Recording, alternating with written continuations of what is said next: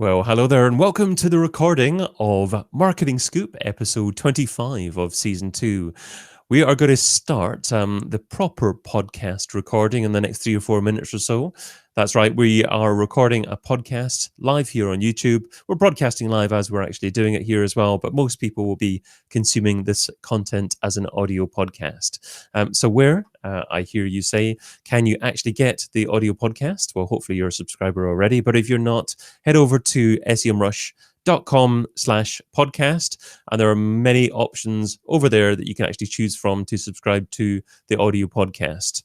So as I said, we'll get going in the next 3 or 4 minutes or so. We'll just allow people to come in and watch us live. Hopefully we'll get a little bit of interaction going on. We're going to be talking about website migration tips. So if you're particularly involved in that area of SEO at the moment, make sure you stay tuned to what we're discussing, and any comments, any suggestions that you've got, leave them in the chat. And also perhaps leave in the chat just now, who are you? Where in the world are you actually joining us from? And what is the area of SEO or other digital marketing that is your particular focus at the moment? Let us know in the chat. I know there's a few people starting to join us now. So we've got a few people just starting to interact. Say your name, tell us where in the world you're from, and tell us what you had for lunch today or dinner today. Judith, what did you have for lunch today? Gosh, I only had soup because I'm just back from Ungagged. And before that, I was at SEO campus in Paris. So that was what was in the fridge, and still in date. So I had soup. Still in date. So that means that it's not a homemade variety. No, sadly, it was a lovely M&S soup. It was delicious, tasty, like all M&S. Well, not all M&S stuff, but most M&S stuff is fairly tasty. Some of it's a little tasteless. Don't eat their crisps. I shouldn't say that. This episode isn't brought to you by Danny don't Grizzle like saying them. in the chat. Danny saying, "Is this the migration live session?" It is indeed, Danny. Yes. This is not about my lunch, nor is it about where I speak. Yes, yeah. We only have a chit chat for a minute or two at the beginning here, just to allow people to join us and watch us live. Otherwise, we don't know which direction it would go in at all. So it's we've also got 2 great guests joining us as well. So it would be a shame not to pick their brains of all these website migration tips. We've got William Rock saying, "Hello, I live in Kansas, the famous location of the Wizard of Oz. Lunch has not happened yet, but our company chef has something for us today. I'm sure it'll be good." Company chef. Ooh. Ain't life good for William? And Danny Grizzle, not clear if I'm watching something pre-recorded, but hopefully the constant mention of your name and what you're saying in the chat will alleviate that concern. 5 a.m. in New Zealand. My goodness. Wow. That's epic. Getting up early in the morning. It's nearly as impressive as our Melbourne participant at 4 o'clock in the morning, but I think 4 o'clock just beats that. But 5 o'clock, that's pretty good. Yeah, Silver 5 medal. o'clock is early in the morning. 4 p.m. or 4 a.m. is still. Is that a late night out, or was that a really, really early morning? I think in our guest case, it was actually a really great night out. But they'll have to listen to the podcast to find out, won't they? Talking about the podcast. Well, anyway, Bald Guy Studio saying, "Chuck here from Charlottesville, VA, is that Virginia? I run a digital marketing agency and I'm about to migrate a couple of sites. Don't want to screw it up." Great to have you here, Chuck. Well, thanks for joining us. Hopefully we can be of assistance, and we should indeed start the proper conversation. So let's going with introduction right now. Marketing Scoop Season 2, Episode 25, Website Migration Tips. Broadcasting live on the Semrush YouTube channel, this is Marketing Scoop. I'm David Bain. And I'm Judith Lewis, and welcome to the Semrush show that reveals the latest digital trends and technologies that impact your marketing strategy. Together with industry experts, we delve into SEO, advertising, and content marketing to uncover the ultimate recipe for digital marketing success. Let's get straight on to meeting today's guests. So, first up, an international SEO consultant who's also a lecturer at Manchester Metropolitan University. She is the founder and MD at Move It Marketing. Welcome to The Scoop, Dawn Anderson. Hi, everybody, and thank you for inviting me, David and Judith. I'm pleased to be here and looking forward to having some good conversations about website migrations. So, thank you. Fantastic. Well, next up, a man who's addicted to SEO, content marketing, and digital marketing. He can't go a day without it. Who of us can, really? He is the CSO, that's Chief SEO Officer at Hedgehog Digital. Welcome, Felipe Bazon. Hi guys, thanks for having me here. It's a pleasure to do my first talk with you for Semrush and for the Marketing Scoop podcast in English. I've done quite a few for the Brazilian market, and I'm also like an international SEO consultant. And it's a pleasure again to be here, and would like to share some tips with you guys about migrations. It'll be fun. Thanks. Fantastic. Yeah, and hopefully we'll get some questions with regards to migration. But first, I'd like to go back to Dawn and ask, a lot of people say that it should be normal to expect a drop in traffic when you make some major changes to your website. Is this actually normal? Should we expect a big drop in traffic? Well, I'm sorry to say, but it depends, which is obviously the classic SEO response, but it really is the case because if you have an aged website with lots and lots of legacy and you've had loads of redirections in the past, and maybe you don't even pick up all the redirections from various previous domains, and you're trying to consolidate, and obviously things like your crawl demand, i.e. crawl budget, can impact as well because if you're trying to migrate a site with a million URLs and you really don't have the crawl budget to sort of stand it, it's probably going to take a little bit of time for Google to get around everything and pass all the signals across. So yeah, it does depend. If it's a really small site, I don't anticipate you to lose much, but you probably didn't have a lot to lose in the first place. If you've got a massive site, you need to make sure you pass the signals in the strongest places possible. And expect kind of just lose a bit around the edges if you do a good job of it. Yeah. When you say signals in the right area, I know that we'll have a lot of new webmasters, new to the SEO world, webmasters, and people who are, as we've seen in the chat, on the verge of doing a migration. What kind of signals are you talking about? And I know that you've spoken a lot about crawl rate and crawl budget in the past. And so maybe you can signpost them to somewhere they can find a little bit more about that as well.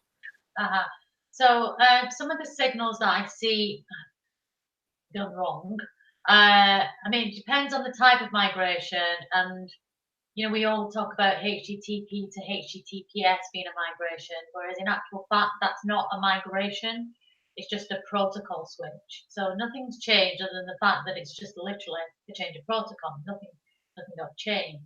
Google's pretty good at getting through a protocol switch quite quickly, so when you go to HTTPS, there's nothing else that's changed as long as you've not done anything drastic. But what I do see a lot of is when people switch protocol, for instance, on just that kind of migration. I'm calling it a migration because people do commonly call it that. They do some they make some fundamental mistakes. For instance, they might not update their XML sitemap. I see an awful lot of times where people do all the redirections, but then they still are internally linking to HTTP, or they still have the HTTP XML sitemap in place. So everything then is having to be crawled twice because you're sending everything through a 301 redirect twice. Once into the HTTPS and once to the HTTP and back and forth. So Google already has a lot to get through if you've got a biggish site that is being migrated. Then obviously you're adding an additional layer of complexity and time there. So that's a big one. The internal links. Also, if you are going to do anything like getting rid of old content that actually doesn't serve a purpose, and I would say be very, very careful with this because I see a lot of times where people decide to cull things and then they just kill their entire website If you're going to chop things out, a migration is a good time to do it. So make sure that you point all signals to very strong categories where possible. So categories, subcategories, very, very important. Make sure that all your canonical signals, i.e. the rel equals canonical tag, is pointed to the right place. Again, I see that done badly. Rel, href lang again, same thing. Don't mess that up.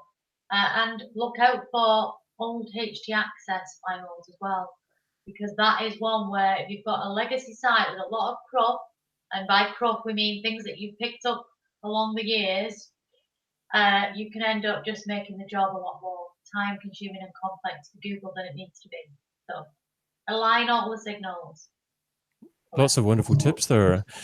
I see William Rock saying in the chat, one thing I also see when they move to HTTPS would be not re-verifying with Google Search Console or adjusting the protocol with Google Analytics. So that's a great tip there. Let's bring Felipe into the conversation. Felipe, if a client was making a move from, say, HTTP to HTTPS, would you say to them to expect any significant traffic drops, or would you say yourself that if it was done right, then that needn't necessarily occur? Nah, I totally agree with what Don said. Like HTTP to HTTPS is not such a major migration. I do consider it a little migration, but if you do it right and you get your redirect rules in place, update your sitemap, and resubmit to Google, yeah, you should be on the clear. I wouldn't expect any, and I wouldn't predict any traffic drops from an HTTPS migration. But just to complement, what's a major migration in your mind then? Is it a domain change and a server change? yeah, I would say a domain change, also restructuring of the website as well. Just like complementing on what Judith said, I would say normally I advise the client that they should expect a drop in traffic when we're migrating domains, because that's a major change that, especially if it's a new domain that Google needs to pick up and re-index and everything. But when it's just like a website restructure, and we follow some of the tips that Don mentioned and a few others like mapping and creating the redirects rules and testing it, updating website maps, we shouldn't expect it. So I'd say the only time I predict to clients that they should expect a drop in traffic, it's when you migrate domains. So with if you're migrating domains, I mean, that's probably the best time if you're maybe expanding your business internationally to change things up as well, and clean stuff up, adding a new language, adding a new country maybe. But one of the things I get asked a lot is about the correct URL format for a business with multiple international sites. If a business isn't using the optimal, let's say they're not on TLDs, they're on subdomains, would you recommend that a migration is the best time to switch to a new method of subfolders or even TLDs? Is this the right time, or will they risk more traffic loss? Are you asking me or are you asking Billy? Either of you, but maybe we can go with Felipe first. Okay. I would say that's the right time to get things done right. Like if you have subdomains for your international pages, go with subdirectors or subfolders, as you mentioned. And yeah, I think that's the best time to get things done right. So avoid, obviously, the massive discussions that we always have around subdomains, subdirectors. But going what we've done, it depends, because sometimes the setup for the server and all, you might need to go with subdomains because of different regions and so on. But if everything is working fine and your servers are okay and all the infrastructure, it's optimal, I would say do the thing right. Go with subfolders, which is way much easier to organize. It's less burden on your, obviously, servers, not that much, but yeah, I'll definitely go time to do things right. Yeah. So Felipe, you're on the side of subfolders for internationalization, and Don, what would be your preferred method of internationalization? Well, I'm a fan of subfolders for internationalization too. But when it comes to, I'm going to throw in a very, very controversial point here. And I'm going to say that I am a fan of subdomains for, I just split a project into 5 separate subdomains because they were 5 individual businesses all under the one brand, but they all did very different things. And that was very successful. So that's kind of skewing things a little bit. But even so, obviously we had to kind of launch on that. That was a major challenge because Google has to then work out what bit of topical content goes where and lots and lots of things changing. I would also add that if you're going to change your actual website design, because I saw somebody just asked about that, expect some changes because you just basically change your whole website. So there are lots and lots of instances where things they are changing. So everything has to be reevaluated. Again, it comes down to often the bigger the website, the longer it's going to take to settle down afterwards. So talking about changing your website design, Don, what's your thoughts on mobile best practice at the moment? And you see sites that have a separate subdomain for a mobile site. Would you, for a site maybe starting out fresh today, say that isn't good practice? I'd never recommend that, to be fair. I'd always recommend that people just, if they're going to start out now, they start off with a responsive site. Where possible, I would say, keep the content content parity is key. But it doesn't exactly have to have exactly the same words. There are things you can do on a mobile to lighten the content that equates to the same meaning, if you like, the same intent.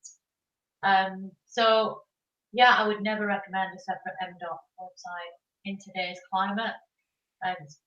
Two things to maintain. One always gets left behind.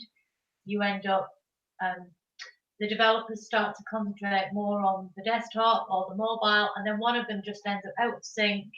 So responsive would be the way to go. So that's great. So that's not best practice at all when you're starting afresh. But what if it's an existing website and it's an existing very successful website with its own M-Dot site? Would you recommend at some point in the future shifting from that, or because they're already successful with that structure, is it worthwhile considering keeping it? I would be getting on the radar imminently to switch across to a single responsive domain, not using M-Dot subdomains at all going forward. That's where I'd be prioritizing resource allocation. Just too much to maintain going forward, and just consolidation of everything. You really want to be putting your resources into making something great, not splitting it across 2 separate variations of the same website. So, Felipe, what are your thoughts on that, and also how mobile first indexing has impacted these sort of decisions? I think, that's a great question, David, because I was going to say that the minute you're working with M-Dot website, you're not with a mobile first mindset. And that's where a lot of people get it wrong. I totally agree that it needs to be responsive, but also responsive. A lot of people get it wrong because they think desktop, then mobile. When you need to think mobile, then desktop. That's the real mobile first concept. So I think it's the minute you think about having a M-Dot website, or even if you had it before, you had it because it was a workaround to adapt to all the changes that we saw happening in our industry, and not just in SEO because Google went mobile first, but users are using more mobiles. You see, like I was talking with a client today where an e-commerce that 90% of their traffic was mobile altogether, not just search. But going back to our talk here, I would say you need to have a mobile first mindset, and therefore responsive. And if you're redesigning it, always think small screen to big screen, not the other way around. So agree with Dom, and Dom, definitely that responsive is the way to go. One unique domain. Well, so you guys are in agreement, which is fantastic. You've both mentioned about Felipe. You were talking about moving with CMSs and making sure that the server itself is able to handle what you needed to do. And Don, you were talking about culling content. And I know I've seen people cull content just because they think that their server can't take the load or for whatever reason. But if you're culling content, how do you actually decide what content to get rid of? And if you've just gotten rid of content, I had a client do that once. I've never forgiven them. 2% of all of their global traffic came into one article. Where do you redirect the URLs? In their case, they had nothing. So how do you decide where to redirect the URLs after you've deleted stuff? Felipe, since we were just chatting about the migration, I'll start with you and then I'll pick on Don. Okay, yeah, always redirect, like do a fallback. Say you have a product subcategory that you're gonna get rid of. Redirect to the mother category, if you will. Like you have a set of product that you're gonna discontinue and they're obviously related to a certain category. Go to the top level. Never try to always avoid going to all redirects to the homepage or just to one category. Always try to map them and redirect those pages to the most relevant pages on your new architecture. So I would say that's that easy with regards to redirects. About getting rid of content and deciding what to do, then you need to do a more in-depth analysis of like page views that received, visits, links, keywords that's ranking. So yeah, I would say it's a talk for another subject, but with regards to redirects, yeah, definitely fall back to the top level category or the most relevant page. Avoid doing it all to one like homepage or just one category. Excellent. Don, I know that you said you've seen some disastrous changes where clients have cut content. How would you have recommended to them that they choose the content that they were actually getting rid of? So you have to really review things very intensively. You have to obviously look at past traffic. You have to look at whether it's actually a service that you provide. There's obviously this argument about discontinued products. I know that some people have done very well with redirecting and having content for discontinued products. But actually, if you don't provide the service anymore, then that's something I would definitely be getting rid of. But also, I see a lot of people that decide that they're going to cull old news pieces. Well, for me, that's like you're chopping away legacy. You're chopping away history. You wouldn't do that if it was a library. You would put it into an archive. So I would move some of that, take it further and further and deeper into your website, utilize internal linking to make sure that the popularity of the more recent content is heightened, if you like, in crawling. I'd be very careful about taking anything away. The only things I would ever cull are very, very poor quality content. So not old blog posts that you just think, oh, that's old, we'll just bin it. Because it will have legacy, that actually may have value still for people.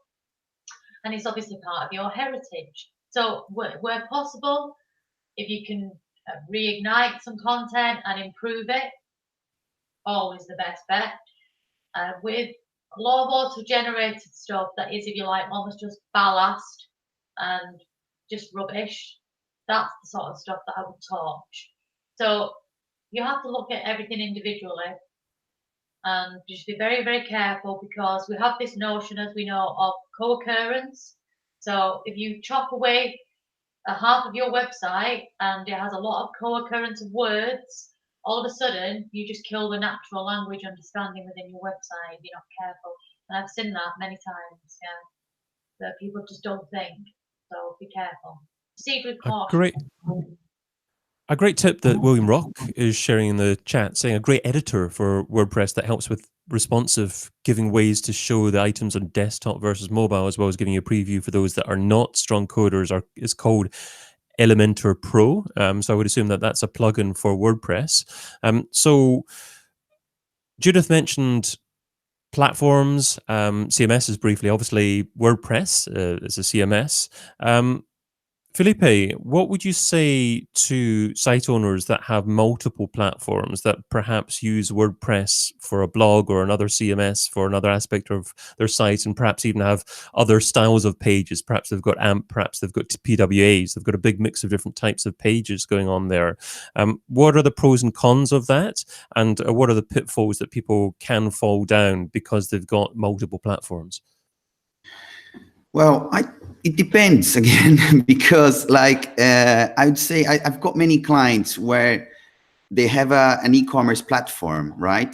That runs on, like, say, on a Windows server, and is ASP or in a JavaScript framework or whatever. So we won't support a WordPress blog, and we do recommend having a blog, for instance. So then we need to work around with setups. For instance, in this case, it's one of the only scenarios that I recommend using, for instance, a subdomain for your blog, where you can run WordPress on a Linux server, and then the e-commerce platform on another. But above everything, what you need to think about is unifying everything, all your properties, either obviously with subdomains. Avoid having like a blog on a unique domain, your e-commerce on another domain. So by unifying it, I mean, like, in some instances, I would say I recommend using the subdomain. So basically, that's what I would.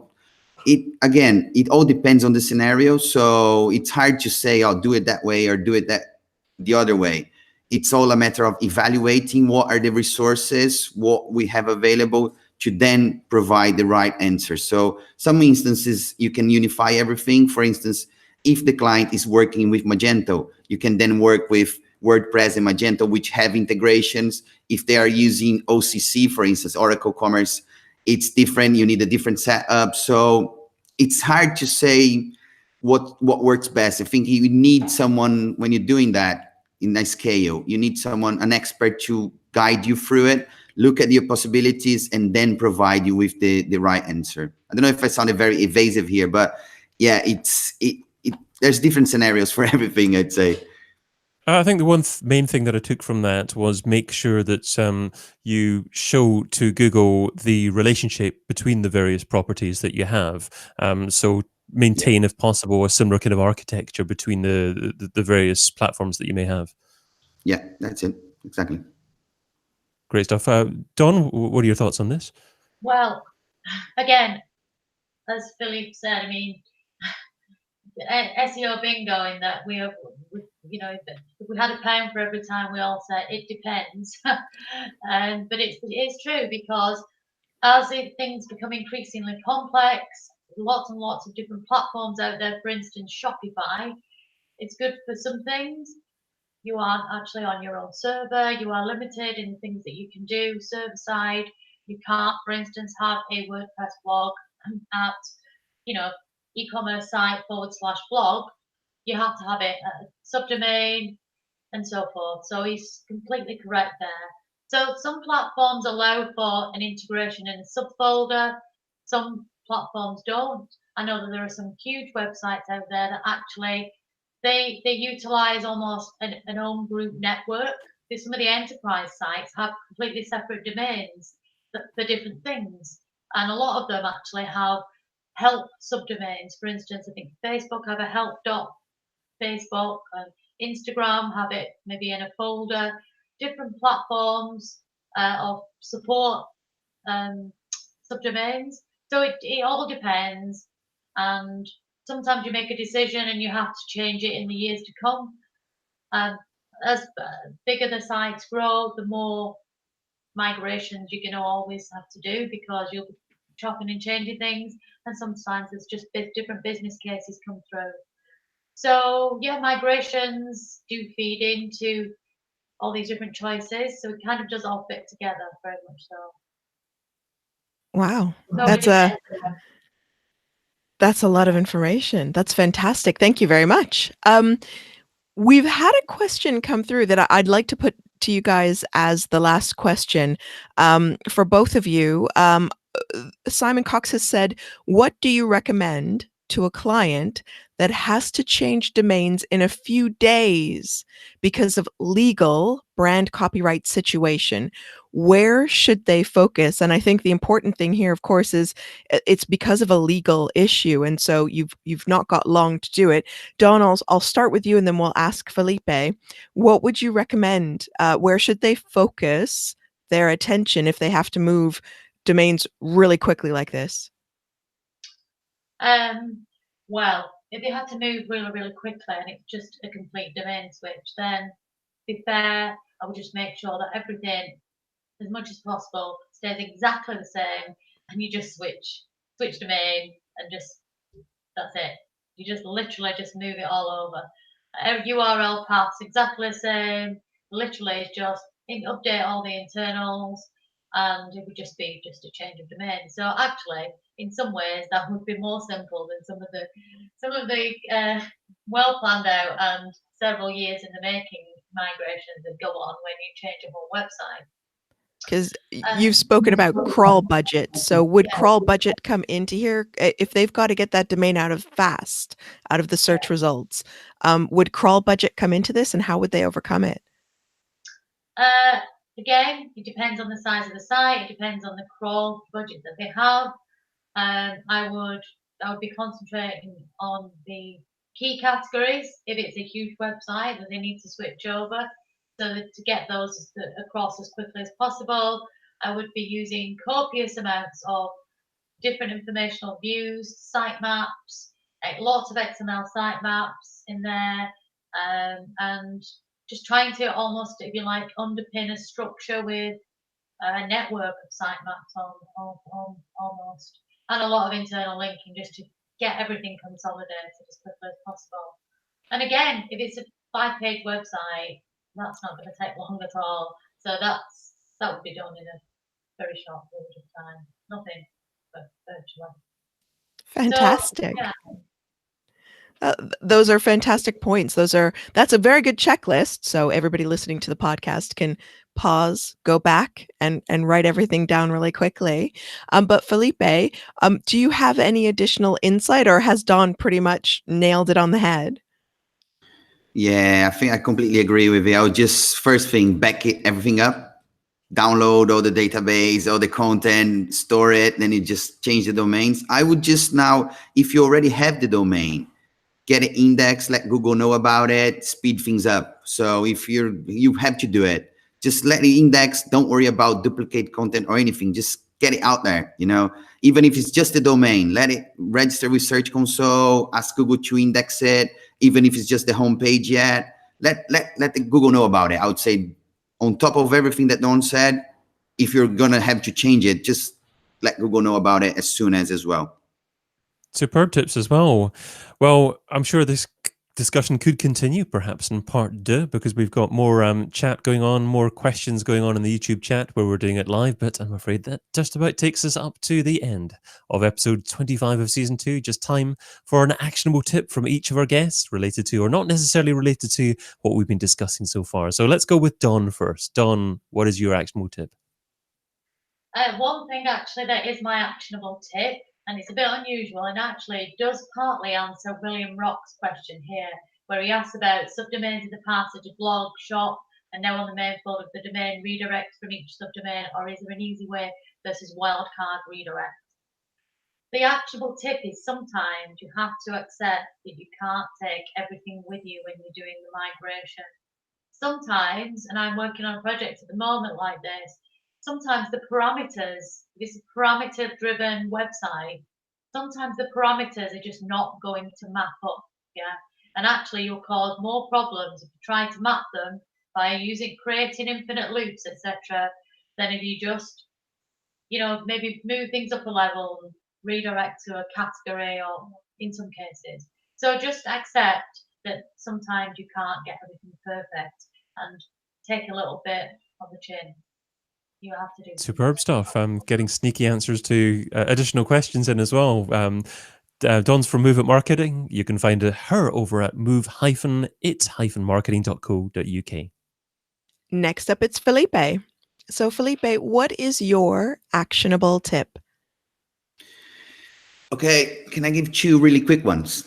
Sure. Yeah, First, absolutely. test your redirects in a local host. Don't just go live with them. You can set up a local host. It's quite easy. If you're not very technical, ask your devs to do so. But yeah, set it up, test it, make sure you get 200s or 301s. We're not 200 not going to get it. You're going to get 301s.